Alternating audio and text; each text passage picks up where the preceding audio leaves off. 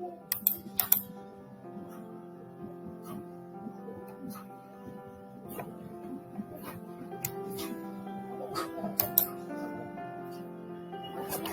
Morning बच्चों।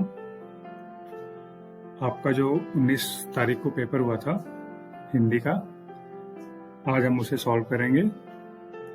मैं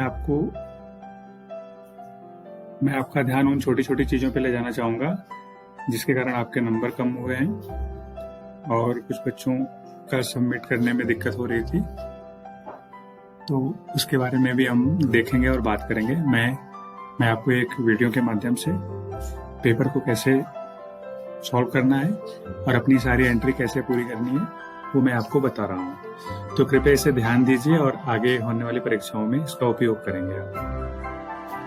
तो यहाँ पे आपने देखा आपके स्कूल का नाम लिखा हुआ है, आर्मी पब्लिक स्कूल रायवाला, आंतरिक परीक्षा 2020-2021। समय आपका 40 मिनट है। कुल 30 अंक का पेपर है आपका और आपके दिनांक जिस डेट में आपने पेपर दिया था। पहली एंट्री है आपके नाम लिखने की। यहाँ पर हम अपना नाम लिखेंगे, जैसे मैं अपना नाम लिख के आपको बताता हूँ। ये आपका नाम हो गया, ठीक है। दूसरा क्लास एंड सेक्शन, इसमें पहले से लिखा गया है, आपको केवल सिलेक्ट करना है, तो आपने सिलेक्ट कर दिया फोर्थ ए के बच्चे फोर्थ ए, बी के बच्चे फोर्थ बी और सी वाले फोर्थ सी को सिलेक्ट करेंगे। यहाँ पे दूसरा कॉलम है रोल नंबर, मैंने अपना रोल नंबर लिख दिया। एडमिशन नंबर का एक कॉलम है, मैंने अपना एडमिशन नंबर लिख दिया। 4 अंक का आपका एडमिशन नंबर होगा। अब यहां से आपके प्रश्न उत्तर शुरू होते हैं। ये आपके प्रश्न उत्तर हैं। पहला प्रश्न है मेरे टेरे से का अर्थ क्या होगा। तो अगर आपने अच्छे से पूरा पाठ पढ़ा है, अच्छे से शब्दार्थ पढ़ा है, तो आपको पता चल जाएगा कि मेरे टेरे का अर्थ होगा मेरे बुलाने से। जिसको आप क्लिक कर देंगे ये सिलेक्ट हो जाएगा। आपका दूसरा प्रश्न है, आप उसे भी बहुत ध्यान से पढ़ें। शोर कहाँ मच गया। कविता में, ये कविता की लाइन है, गांव गली में शोर मच गया, तो आप इसको गांव गली सिलेक्ट कर देंगे। तीसरा प्रश्न है आपका, खुसरो कितनी सर्पियां लाया था। इसको भी आप क्या करेंगे, यहाँ से 50,000 को सिलेक्ट कर देंगे क्योंकि खुसरो 50,000 सर्पियां लाया था। चौथा प्रश्न है आपका, खुसरो जीनत के कान क्यों भरता था।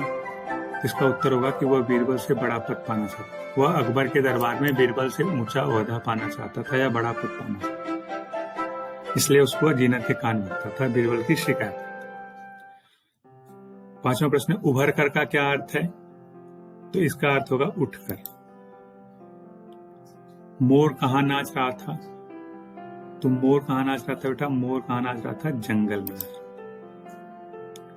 खाक में मिलना का क्या अर्थ है। खाक में मिलना का अर्थ होता है बेटा धूल में मिलना। ये सारे शब्द अर्थ से मैंने दिए थे, अगली बार से आप शब्द अर्थ को बहुत ध्यान से पढ़ेंगे। जीनत कौन थी, ये अकबर की रानी थी, सबको पता है। गणेश शंकर की रुचि किसमें थी। तो गणेश शंकर की रुचि थी लेखन में, और उन्होंने एक अखबार भी निकाला था। तो उनके अखबार का क्या नाम था, प्रताप, ठीक है। लोहा मानना का क्या अर्थ है, हार जाना। विश्वास का विलोम अविश्वास। भोर का अर्थ क्या है, सुबह सुबह, ठीक है, ये आपको बताया गया। तड़के, सुबह सुबह भोर का अर्थ होता है। टीना की छत पे कौन आया, ये आपको पता है, जीतो आया था। नदी का पानी कैसा था। तो नदी का पानी जहरीला था। जब जीतो और टीना नदी के किनारे गए तो वहां पानी बहुत जहरीला था, रसायनों से भरा हुआ था।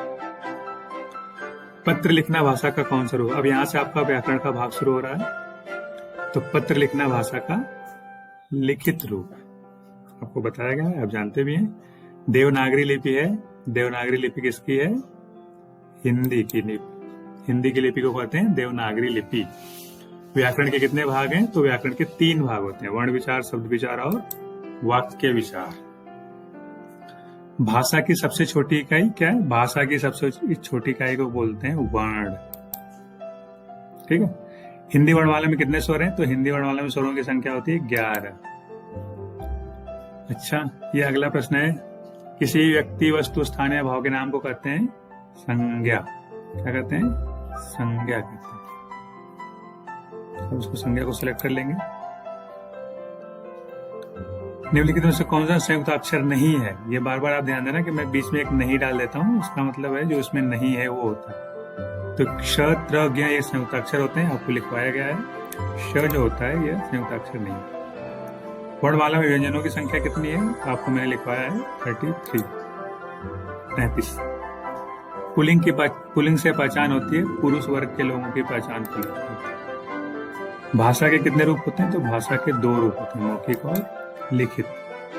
तो व्यक्तिवाचक संज्ञा के उदाहरण है राम, श्याम और मोहन। तो मैंने आपको बताया था किसी एक व्यक्ति के बारे में जब बात की जाए तो व्यक्तिवाचक संज्ञा होती है, तो इसमें तीनों ही एक व्यक्ति हैं, इसलिए इसका लास्ट वाला जो ऑप्शन है वो ये सभी सही हो जाएगा। भाववाचक संज्ञा में प्रदर्शित होता है, क्या होता है? मन का भाव। मन का भाव जिन संज्ञा में हमें पता चलता है उसे हम भाववाचक संज्ञा कहते हैं। स्कूल बस का लिंग है, तो बेटा मैंने आपको बताया था कि जब कोई निर्जीव वस्तु आती है, जब उसका हमें लिंग पहचाना होता है तो हम उसका एक वाक्य बनाते हैं। और अब चेक करेंगे, आप यहां से अपनी सारी एंट्री एक बार दोबारा से चेक करेंगे। फॉर्म सबमिट करने से पहले अपना नाम, class and section, roll number, admission number और सारे प्रश्नों के उत्तर पे आपने सेलेक्ट किए हैं कि नहीं, एक बार दोबारा से देखेंगे, तभी आपका पेपर सबमिट होगा। तो सबने आपने एक बार दोबारा से चेक कर लिया। कुछ लोगों को ने मैंने देखा 5 मिनट में पेपर करके सेंड कर दिया था, उससे आपका कोई फायदा नहीं होगा बेटा, उससे आपके नंबर ही कम हो गए क्योंकि आपने जल्दीबाजी में बहुत सारे प्रश्नों को गलत कर दिया। तो आपने देख लिया कि आपके पूरे प्रश्न पे आपने सारे ऑप्शन सेलेक्ट किए हैं।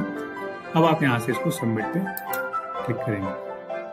सबमिट पे क्लिक करने के बाद आपको एक मैसेज मिलेगा कि your response has been recorded.